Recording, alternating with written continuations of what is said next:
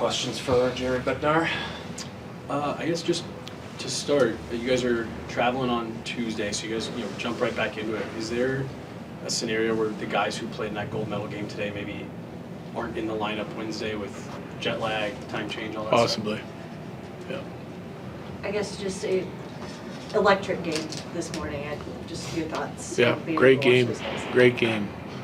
Yeah, I mean, it was fast. Scoring chances were hard to come by, and just kind of like I thought going into it, it'd be a low-scoring contest, and it was going to come down to like which guys could capitalize on a couple of their grade A looks, and which goalie was going to make a couple of those saves, and it's kind of how it played out.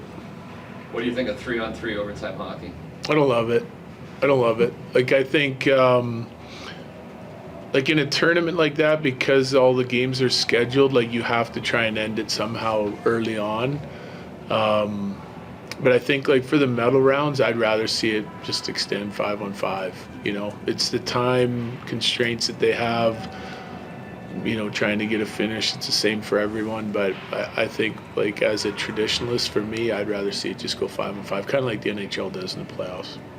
And Nate, Kale, Taser, I mean, oh my God, everybody was involved with it. What were your emotions just watching that whole thing with everybody today?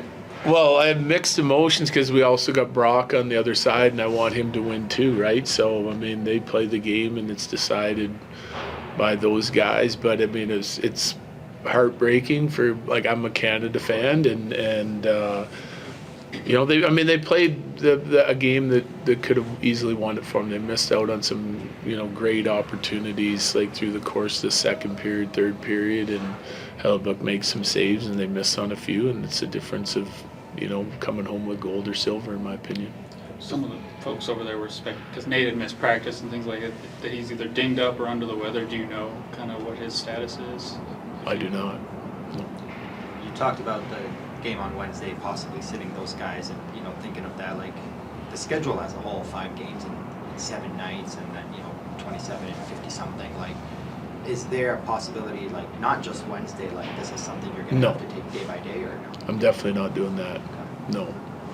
If we make a decision to sit guys on Wednesday, then we're back to business. The 5 and 7 nights is probably the toughest part of this. But if we're fighting for first place, we're going to need to play. Our guys are going to have to play. Otherwise, we're going to be chasing first place instead of in it, in my opinion. It's already a tough enough schedule against tough opponents. We got some, we got Mini a couple times early here. We got Dallas. And there's no easy games down the stretch, and I think we get them as rested as we can before we play them, and then once we start playing, it's business as usual for basically every team in the league. Like the 27 and 52 days take the 5 of the 7 out of it. After that, it's kind of like what we've been doing all year long. So we just got to get these guys recuperated and check in on all of the injuries if we have any, and make decisions. And then after that, like I don't think you can if you start sitting guys for long periods of time, or these guys one game and those guys the next year, you're basically playing the same kind of lineup we just had the last month, and that didn't work out very well for us. You said that obviously you don't know McKinnon's exact status, but like, do you have any reason to believe that any of these guys would not be available to play? Or? No, well, they all played today, and yesterday, so they should be all good to go. Doesn't mean they're not going to be dealing with things, that we have to manage. We waited like 12 years for this. Just now that it's over, what was your kind of overall thoughts on the tournament? I thought it was outstanding, especially once, look, you get into the single elimination games, and first day you had 3 out of 4 go to overtime, again today, overtime. I thought it was outstanding. Yeah, players played great, showcased the NHL really well. The European guys all made impacts. It was fun to watch, especially once it gets in that single elimination when tensions are high. When that game starts, like, Mike's putting Brock out there against Nate and Connor and Mac.